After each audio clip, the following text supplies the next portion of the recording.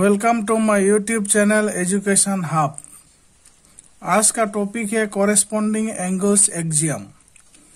Geometry में आपको दो वर्ड का हमेशा इस्तेमाल होते हुए आप पाएंगे, एक है एक्सियम और दूसरा है थ्योरम। एक्सियम जो है कुछ ऐसा रूल जो कि यूनिवर्सल ट्रूथ के हिसाब से स्थापित हो चुका है, लेकिन थियोरम उस रूल को बोला जाता है जिसको कि पहले इसको साबित करना पड़ता है, प्रूफ करना पड़ता है कि रूल सही है या गलत है। अब यूनिवर्सल ट्रूथ जो एक्सियम का ही रूप है, इसका क्या मतलब हुआ? जैसे कि मान लीजिए मैं एक सेंटेंस लिखता हूं, the sun rise in the east. सूरज पूरब की ओर से उगता है। या मैन इज मोर्टल, आदमी की मृत्यु होता है या आदमी मरता है। तो इस तरह का कोई भी जो रूल बना हुआ है, इसके लिए हमें इसको साबित करने की जरूरत नहीं है। ये एक ऐसा सच है जिसको हम कभी झुठला नहीं सकते हैं, गलत साबित नहीं कर सकते हैं। लेकिन थियोरम क्या है? कोई भी एक स्टेटमेंट जब आर्टिफिशियल वे में बनता है या कोई भी रूल एक बनाया जाता है, तो वो रूल कितना सही है या नहीं है, उसको साबित करना पड़ता है, प्रूफ करना पड़ता है, डिराइव करना पड़ता है। और ये जो डेरिवेशन होता है, इस एक्सियम के द्वारा ही थ्योरम को जो है डिराइव किया जाता है, थ्योरम की सच्चाई को प्रूफ किया जाता है। तो मैंने इससे पहले एक वीडियो में आपको लीनियर पेयर एक्सियम के बारे में बताया था। वो लीनियर पेयर एक्सियम भी एक जो है यूनिवर्सल ट्रूथ की तरह ही है, जिसको कि प्रूफ करने की जरूरत नहीं है। Converse of linear pair axiom वो भी एक जो है यूनिवर्सल ट्रूथ ही है, जिसको कि प्रूफ करने की जरूरत नहीं है। ठीक इसी तरह से आज की वीडियो में हम कॉरेस्पॉन्डिंग एंगल्स एक्सियम के बारे में चर्चा करेंगे। हमें सिर्फ जानना है कि ये कॉरेस्पॉन्डिंग एंगल्स एक्सियम क्या कहता है।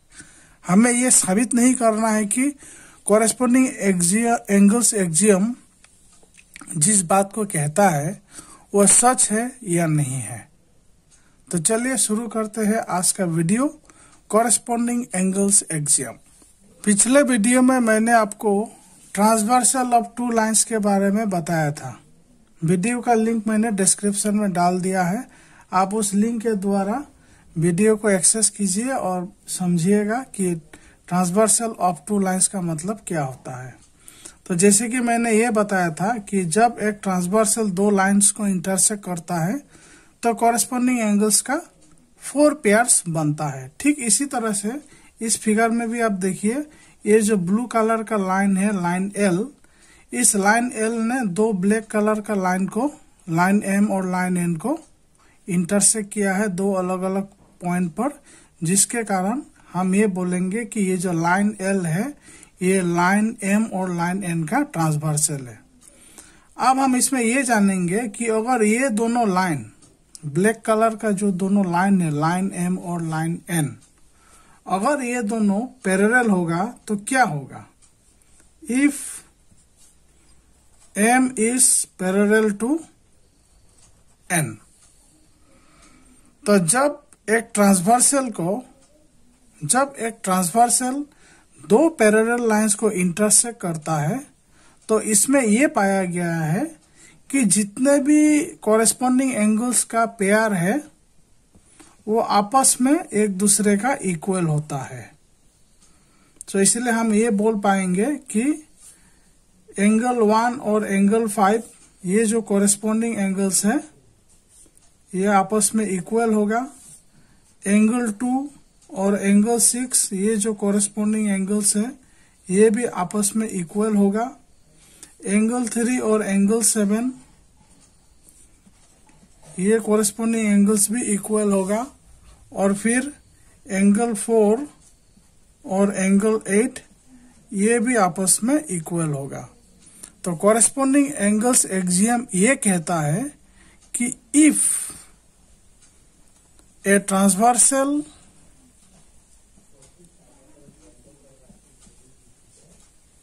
intersect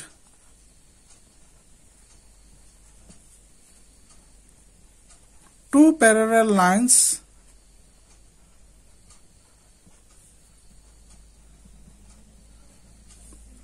then each pair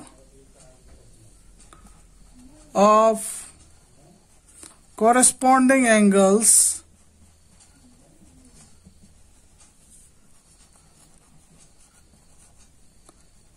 are equal. तो यही है कॉरेस्पॉन्डिंग एंगल्स एक्सियम। आपको इस एक्सियम को हमेशा के लिए याद रख लेना है, क्योंकि जब आने वाले समय में जब ज्योमेट्रिकल थ्योरम को आप प्रूफ करने जाएंगे तो कहीं ना कहीं किसी न किसी थ्योरम पर आपको जो है इस एक्सियम को इस्तेमाल करना पड़ेगा। तो this is all about corresponding angles axiom. आगे बढ़ते हैं और चलिए समझते हैं आप converse of corresponding angles axiom. Converse यानी कि उल्टा, कॉरेस्पॉन्डिंग एंगल्स एक्सियम का ठीक उल्टा। इसमें यह बताया गया है कि अगर एक ट्रांसवर्सल दो लाइन को इस तरह से इंटरसेक्ट करे जिससे कि कोई भी one pair of corresponding angles equal हो जाए, तो ये दोनों लाइन आपस में पैरेलल होगा। If a transversal intersect two lines in such a way that any one pair of corresponding angles are equal, then the two lines are parallel to each other. एक transversal दो line को intersect करने पर अगर कोई भी one pair of corresponding angles equal हो जाता है तो दोनों लाइन आपस में पैरेलल होगा।